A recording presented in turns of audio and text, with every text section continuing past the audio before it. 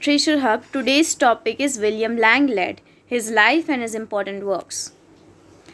William Langland was born in Malvern in Worcestershire. There is no details of his studies or his school or colleges. His father's occupation was a poor freeman, so he comes from a very poor family. His own occupation was clerk in the church. William Langland was a 14th century English poet, known for his masterpiece Piers and a Plowman. The poem is a powerful critique of social, economic, and political conditions of the medieval England, expressed in the form of a spiritual quest by the protagonist Will. William Langland was one of the first poets who wrote about the common people or the lower class people.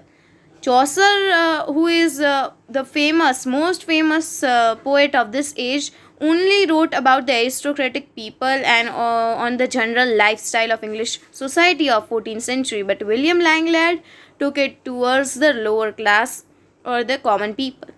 Langland's work represent a significant departure from the courtly love tradition of his time and a turn towards a more vernacular, realistic mode of expression. He employs a vivid and evocative language filled up with puns, riddles, and allegories to create a penetrating and nuanced portrayal of society and human nature.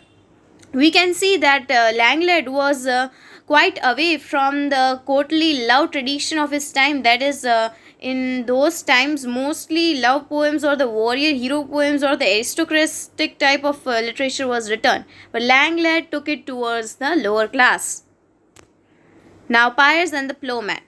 One of the main themes of Piers and the Plowman is the search for spiritual trust and salvation, which is contrasted with the false pity and hypocrisy of the religious establishment. Langland depicts a world riddled with corruption, greed, and injustice, where the rich and powerful exploit the poor and downtrodden people. Yet he also offers a vision of hope and redemption based on the idea of universal brotherhood of all humanity. So he starts his essay with a dream allegory based on a dream. The poem is of 1800 lines and it is a satire on the religious practices of his time, that is 14th century, how Chaucer mentioned it in Canterbury Tales. If you want to watch the video of Canterbury Tales, then you can just click on the playlist I have.